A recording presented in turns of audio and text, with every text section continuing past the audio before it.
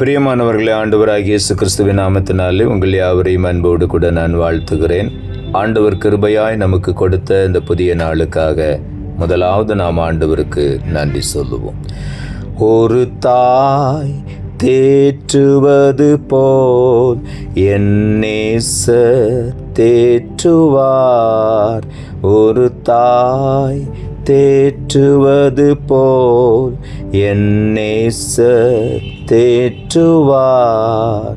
மார்போடு அணைப்பாரே, மனக்கவலை தீர்ப்பாரே. மார்போடு அணைப்பாரே, மனக்கவலை தீர்ப்பாரே. ஒரு தாய் தேற்றுவது போல் என் நேசர் தேற்றுவார். இந்த நாளுக்கென்று ஆண்டவர் கொடுக்கிற ஒரு வார்த்தை ஏசாயா தீர்க்கதரிசன புஸ்தகம் 66வது அதிகாரம் 13வது வசனம். ஏசாயா 66:13.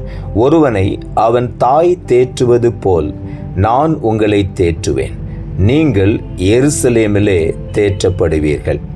இந்த நாளில் ஆண்டவருடைய வார்த்தை சொல்லுகிறது, நம் ஒவ்வொருவரையும் ஆண்டவர் தேற்றுகிற தேவனாயிருக்கிறார். நீங்கள் எருசலேமிலே தேற்றப்படுவீர்கள் என்று ஆண்டவர் சொல்லுகிறார். எருசலேம் என்றால் தேவன் தங்குகிற ஒரு இடம். ஆண்டவர் தங்கி வாசம் பண்ண விரும்புகிற இடம். அவருடைய பிள்ளைகள் துதிக்கிற துதிகளின் மத்தியிலே ஆண்டவர் வாசம் பண்ண விரும்புகிற தேவன்.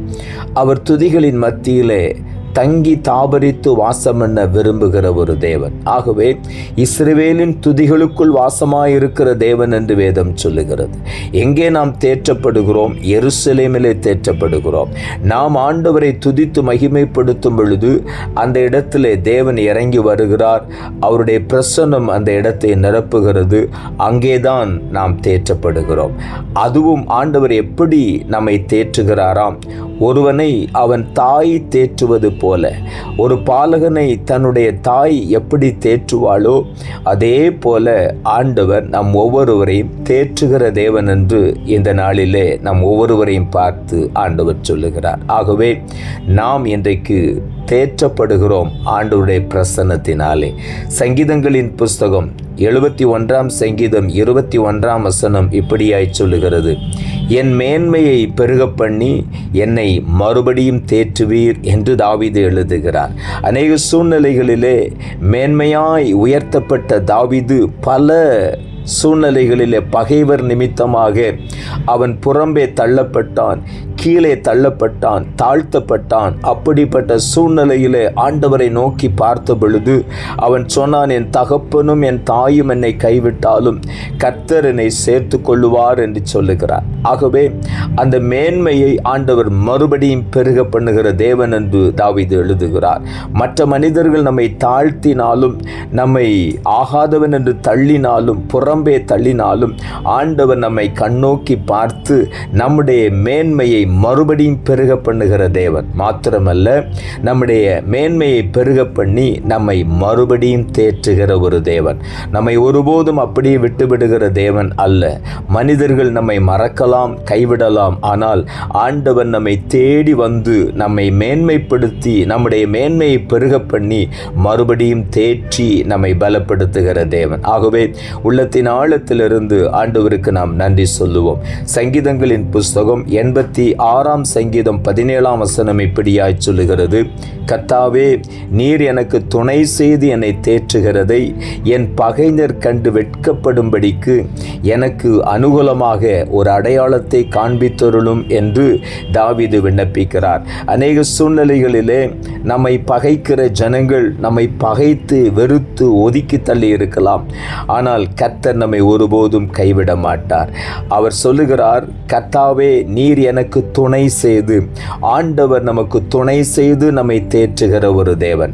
என்னை தேற்றுகிறதை என் பகைஞர் கண்டு வெட்கப்படும்படிக்கு, நம்மை பகைக்கிற ஜனங்கள் இவன் அவ்வளவுதான், இனி இவன் எழுந்திருக்க மாட்டான் என்று சொல்லி நம்மை புறக்கணித்து தள்ளும் பொழுது ஆண்டவராகிய தேவன் அவர்களுக்கு முன்பதாக அவர்கள் வெட்கப்படும்படிக்கு நம்மை மேன்மைப்படுத்தி உயர்த்தி நம்மை தேற்றுகிற ஒரு தேவன்.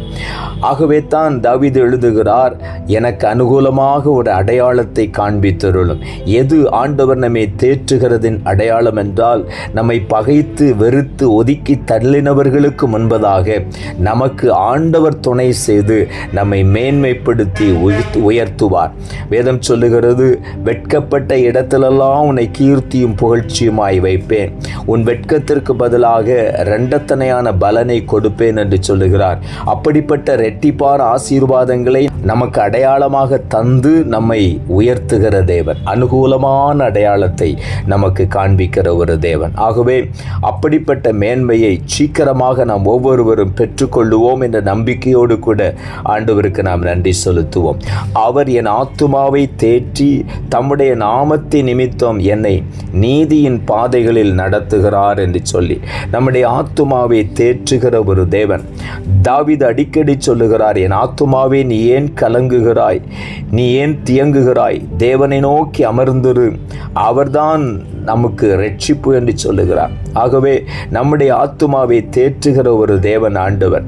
அந்த சங்கீதத்தை ஆரம்பிக்கும் பொழுது அவர் எழுதுகிறார், கர்த்தர் என் மேய்ப்பராய் இருக்கிறார், நான் தாழ்ச்சி அடைய மாட்டேன், அவர் என்னை புல்லுள்ள இடங்களில் மேய்த்து அமர்ந்த தண்ணீர்கள் அண்டையிலே கொண்டு போய் விடுகிற ஒரு தேவன். நான் மரண இருளின் பள்ளத்தாக்கிலே நடந்தாலும் அவர் என்னை தேற்றுகிற தேவன், அவர் என்னை பலப்படுத்துகிற தேவன். நான் பொல்லாப்புக்கு ஒருபோதும் பயப்பட மாட்டேன், அவர் என்னோடு கூட இருக்கிறார் என்று நம்பிக்கையோடு சொல்லுகிறார். ஆகவே மனுஷன் நம்மை புறக்கணிக்கலாம், ஆண்டவர் நம்மை தூக்கி எடுத்து நம்மை தேற்றி பலப்படுத்தி நம்மை நீதியின் பாதைகளில் நடத்தி நம்மை மேன்மைப்படுத்தி உயர்த்துவார். ஆகவே உள்ளத்தின் ஆழத்திலிருந்து ஆண்டவருக்கு நாம் நன்றி சொல்லுவோம். நாம் ஜெபிப்போம். அன்புள்ள ஆண்டவரை, கிருபையா நீர் கொடுத்த இந்த புதிய நாளுக்காய் மறுபடியும் நமக்கு நன்றி சொல்லுகிறோம். ஆண்டவர் கொடுத்த ஜீவனுள்ள வார்த்தைக்காக நன்றி. ஒருவனை அவன் தாய் தேற்றுவது போல நான் உங்களை தேற்றுவேன், நீங்கள் எருசலேமிலே தேற்றப்படுவீர்கள் என்ற வார்த்தையை கொடுத்தீர். இந்த வார்த்தையை கேட்டுக்கொண்டிருக்கிற ஒவ்வொருடைய வாழ்க்கையிலும் மற்றவர்களால் புறக்கணிக்கப்பட்டு தேற்றுவார் இல்லாதபடி சொந்த ஜனங்களே புறக்கணித்து தள்ளின சூழ்நிலையிலே கூட ஆண்டவர் தூக்கி எடுக்கிற தேவன் என்பதை நீர் பேசிக்கொண்டிருக்கிற தயவுக்காக உமக்கு நன்றி. அப்படிப்பட்ட ஒரு நெருக்கமான சூழ்நிலையில் தள்ளப்பட்ட நிலையில் இருக்கிற ஒவ்வொருவரையும் ஒரு தாய் தேற்றுவது போல இந்த நாளிலே ஒவ்வொருவரையும் ஆற்றி தேற்றி பலப்படுத்தி அவர்களுக்கு மேன்மையான ஆசீர்வாதங்களை நீர் கொடுத்து மேன்மைப்படுத்த போகிறபடியினால் உமக்கு நன்றி தாழ்த்துகிறோம். இரட்சகர் இயேசுவின் நாமத்தில் ஜெபிக்கிறோம் நல்ல பிதாவே, ஆமென்.